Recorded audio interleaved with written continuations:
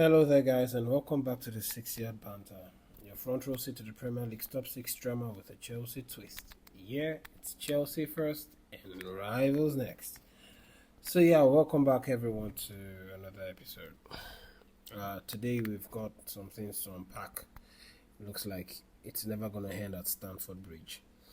Things are getting mercy from the PFA questioning how Chelsea are treating Axel Disasi and Raheem Sterling to Ali Barath, making comments on why the deal for Xavi Simons stalled to contract talks with Moises Caicedo, and then we're going to end up with my starting 11, my prediction for the game between Manchester United versus Chelsea at the Old Trafford. So stick around till the end, and so let's get into it. So the PFA are in talks with Chelsea over the handling of the squad outcasts Raheem Sterling and Axel Disasi. The Professional Football Association. Okay, so I'll first. This is my take, but it's going to be in two phases. Yeah, one on what it is with these external bodies getting involved in the club's business and the players aspect. So let's start with these external bodies as a whole, and that includes the PFA. This now the PFA. So the PFA are they're the professional football association that monitor the welfare and look after the interests of players. Yeah, so and they have actually contacted Chelsea over the handling of Raheem Sterling and Axel Disasi, and I feel like before you reach out to a club to do things like this, I feel like you need to do due diligence and make the necessary findings as to what the situation is as a whole. Now, the first thing is, did the club look for offers for the players to move out? Because the idea is that Chelsea expected Raheem Sterling and Axel Disasi to leave the club. And this didn't happen because of the greed of some of these players. Okay, you understand that you have not been as active as you used to be. Now, Chelsea signed him for a fee of £48 million from Manchester City and is earning over £300,000 weekly. Your output doesn't even match what you're demanding. And you know very well that you're giving yourself the hope that you want to take part in the World Cup. And then you know that Chelsea are working on a wage structure, and your wage bill, your salary doesn't match the Chelsea's current wage structure, as well as your output not even matching the fee that you were signed for. You want to leave the club, and you know that what you're demanding, the £300,000 a week salary that you're asking for, not many clubs are willing to meet such budget anymore. Not even Manchester City. At some point, you know that you are on the decline. If you want to pick up your career again, you have to start from somewhere.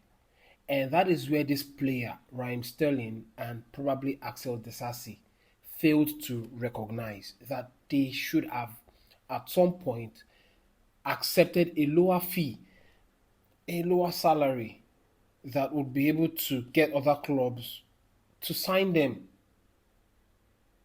Okay, so if these players have refused to do that, why is that on Chelsea Chelsea did everything they could to get them new clubs. And there were offers. Raheem Sterling refused to leave London. He says that is which is duly down to his family and this and that and whatnot. And then he said he doesn't want to go overseas because the league was the Turkish league as well as the Saudi Arabian league was also the window was still on at the time for them to still sign Sterling and Disasi. But these guys refused. So Chelsea provided everything for them to make sure that what they left. But they stayed stuck on their salary, especially Raheem Sterling. And then what is this habit? So if the okay, I'm not gonna touch the players' side right now. I'm still talking about the PFA. Now, if these players have refused to budge on what they earn weekly, how's that on Chelsea? You're no longer a part of the squad. You don't fit into the manager's philosophy. You don't fit into the wage bill or the wage structure at the club. That's not on Chelsea. And you cannot say that they did not do everything possible for you to find a club. They got offers, but these players refused. So why is the PFA not actually taking that into their stride and looking into that and looking at the fact that these players were demanding or asking for more than they were worth? Their output, their productivity doesn't match what they're demanding. That's on the PFA side. And what's with these external bodies always trying to get involved in Chelsea's business? I mean, it's happened in some other clubs that I can't remember the name off the back of my head. Okay, and the PFA never got involved, especially in Manchester United as well. The PFA never got involved. So why are they getting involved on Chelsea? Why does it always have to, when it comes to Chelsea, the external bodies just will not stay clear of Chelsea? I mean, it's crazy. And now, down to the players. What's this new bad habit of players, instead of focusing on their job, they are busy spending their time on social media? The PFA got involved because Sterling apparently made a post of himself training on the night. I mean, it doesn't make any sense. You want to work. Gonna, I mean, in the previous players, the legends now who are no longer in the club, who have now retired, stayed grounded to their jobs. Hardly would you find them come on social media to do any of this that these new Gen Z players are doing. Like it's so irritating every time you go on Twitter Street or any social media platform. You find that it's either their agents are making posts of them or they are busy making posts. I mean, why can't things go back to the way they used to be, where the club you only get to know what the club wants you to know, where informations are not even information aren't as are very rare to come by, where you wake up one morning and boom, Chelsea have signed a player or one club has signed a player, and this did not even come out in the internet space. The only time it's coming out in the internet space is the fact that maybe the club have briefed certain journalists and whatnot. What's with these social media players staying so glued to their phone rather than working? It's no wonder football is now the way it is. So money conscious and less of the play. The game is no longer as interesting as it used to be. So this is what Enzo Maresca had to say when he was interviewed for during the match press conference. I've been in Raheem Sterling's situations and Axel's situation as a player. I know it is not the best feeling. you want to play games, but for different reasons. The situation is the way it is at the moment. The club is giving them the opportunity to work in the right way. That is all I can say. I know it is something you like and want to talk about. It's not just Chelsea, it's every club in the world. When, for any reasons, a player or the club does not find any solution, you give the player the tools to train. But if you are not involved in the squad, you are not involved in the squad. And he couldn't have said this any better than he did. So I feel like everyone should, especially these external bodies, should give Chelsea a break. There is the Manchester United 100 and Manchester City's 115 crime committed, and up till now we do not know what they've come up with, what resolution or what decision they've come up with. But Chelsea, even though Chelsea self-reported, they've nearly come to a conclusion, and this has not even it's not even a year yet, and they've nearly arrived at a decision. Man City's case, they're still handling it, and they don't even know what to say or do about it. So I feel like everyone should calm down. The external bodies that keeps trying to get involved in Chelsea's business all the time should stay clear of Chelsea and allow them do their job, do their work, and function as a team that they are. It's not. It's becoming so ridiculous now. Okay, and then Agent Alibarat has made a comment on why this deal for Xavi Simons stalled. Uh, he said, excuse me, Chelsea had certain constraints at that moment, which made it difficult for them to move forward. And to me, it sounds to me like, in as much as Chelsea tried to paint the picture that they are okay financially and can compete financially with any club and all that, I feel like Chelsea is really, really limited. But how limited is Chelsea is what we don't know. And we cannot know unless the club decides to reveal all this information to us, to the public, which I think they shouldn't and wouldn't. Uh if that's the case, so the they're trying as best as possible to hide this situation, this issue of being financially limited and not being able to. This is off the back of spending money recklessly. I mean, nearly 2 billion spent, and we are still a work in progress. It's really really crazy, man. It's really really crazy. They spent recklessly in the first two seasons of Blue Coast tenure, and it's coming now to bite us at the back. Nearly 2 billion spent, and we still do not.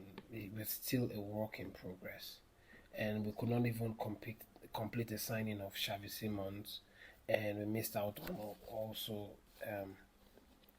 Mohamed Kudus as well as Fermin Lopez. These are players that would have elevated the squad to a different level than it is now. Okay, but because of the reckless spending before now, okay, it's put us in a position where we also have to enter into an agreement. Chelsea also have to enter into an agreement with UEFA over a period of 3 years. Otherwise, we'll be either banned or heavily fined. So, what does this mean? I don't know what to say anymore. I don't know what to say. It's just not it for me. And yeah, another one I want to talk about is which is a big positive for me is Caicedo's contract talks have begun. Okay, and I hope that he is given what he deserves. When Chelsea signed Kante, they also increased his wage or his salary, and he was earning close to 300 if I'm not mistaken. I think that Caicedo is world class enough to deserve above 200 right now. Okay, and the the the thing that Chelsea started with was that if you do very well, they're going to improve your contract financially and all that. And it looks like they're following through on their promise. So yeah, I hope that it is this contract is resolved because apparently Chelsea want to try as much as possible to avoid clubs sniffing around him in the future, and they want to tie him down as soon as possible. And I don't foresee any issue with Chelsea and between Chelsea and Caicedo coming to an agreement. I just hope that Chelsea really know his worth and his value, and then they pay him duly. That's all I can say as regards that. Now, moving on, I don't think there is much to say. So, in summary of everything, I think that if the signs are clear, okay, Enzo Maresca wanted Xavi Simons, he wanted Mohamed Kudus, or at the very least, Fermin Lopez. Now, the 40 million euros that was paid or that was offered to Barcelona for the signing of to get Fermin Lopez, what would have happened if Barcelona accepted the offer? Would the same thing that happened during when Chelsea went for Mohamed Kudus before Kudus joined West Ham have repeated itself? Because apparently the agent reached out to the sporting direct the Kudus agent reached out to the Chelsea hierarchies, but then they were no longer responding to his messages on WhatsApp, and that was why Kudus moved to West Ham United. Okay, so would Chelsea have left or done repeated the same thing by ignoring them or keeping them mute? Only God knows. Anyway, so that's that about that. Well, let's talk about what other thing Maresca said in the press conference today. He was asked, I think earlier, after the just immediately after the game between Bayern Munich and Chelsea, he said, "I have a feeling that we can build something special from a defeat against Bayern. We can learn a lot from this game, but we show we can compete always." And yeah, we can compete, but then you need to. I'm glad that reality dawned on the team, and they were too comfortable, and now they see that it's a massive step up from the Conference League or from playing in other domestic cups to the Champions League. The Champions League is a big boys game. It's a game. It's a place where if you cannot keep up, you cannot play. You're gonna have to move. Okay, so I hope that they've taken that initiative and they're going to work towards it. You cannot afford to sleep even for a second in the Champions League. Even Club Brugge will take advantage of a split second of lapses. That's how tough and intense the Champions League is. So yeah, he's also talked about doubts for some players, and he said that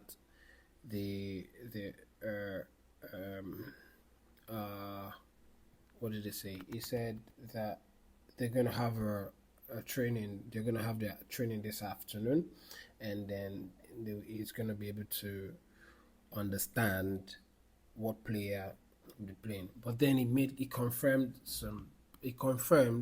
that some players would likely start, and that's Andre Santos and Alejandro Garnacho. Apparently, he told Santos that Santos will be starting the next game, which is Manchester United, and Santos was very happy to hear that. So it means that Maresca is recognizes everyone, and that and I hope that he's able to manage players and rotate them. Now, what are we doing about Fofana? Is he still coming back, still trying to gain fitness, or what is it?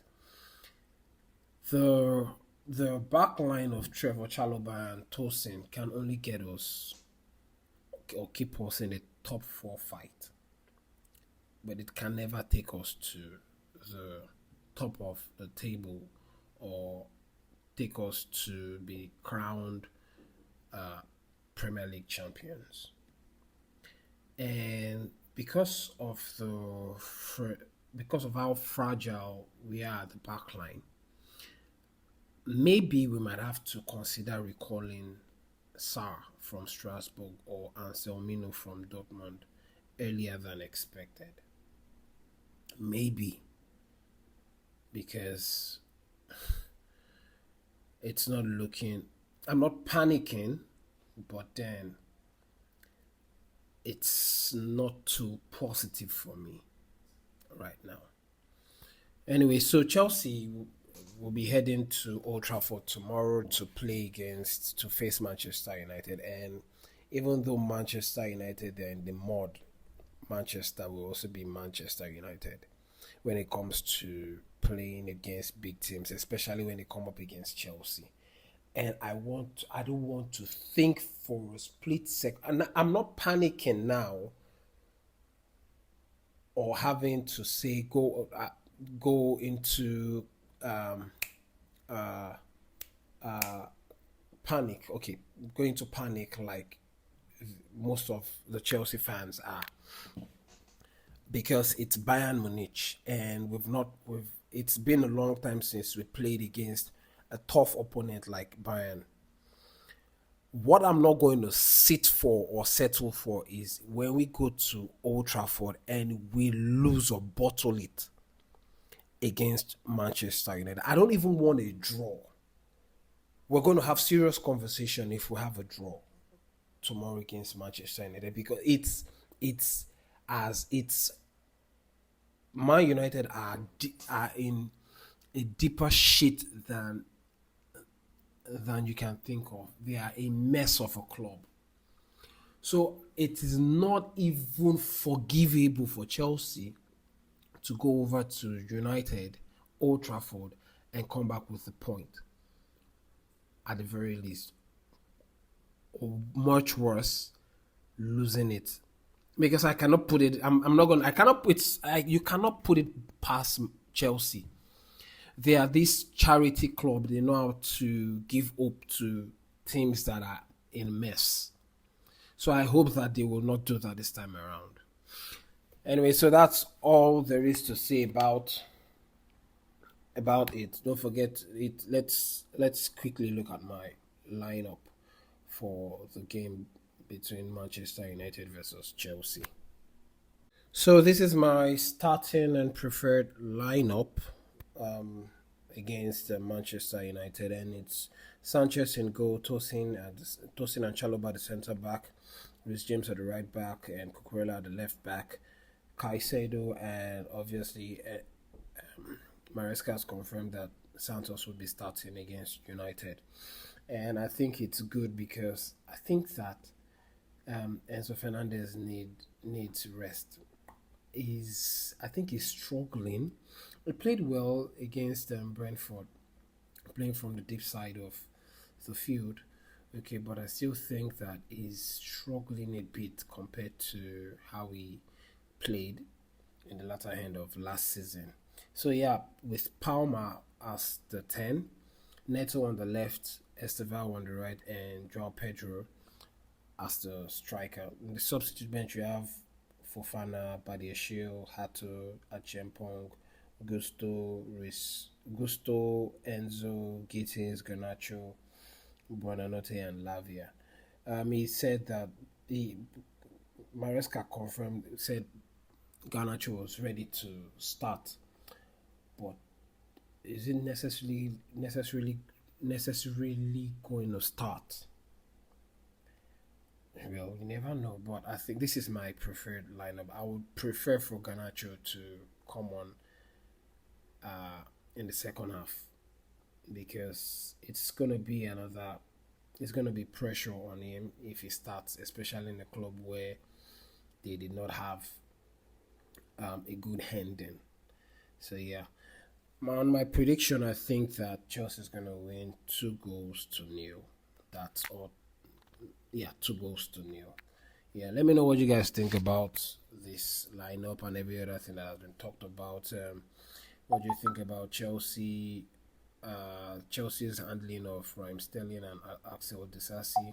Do you think that Caicedo is worth over £200,000 a weekly wage and all that? And what's your prediction against Manchester United versus Chelsea?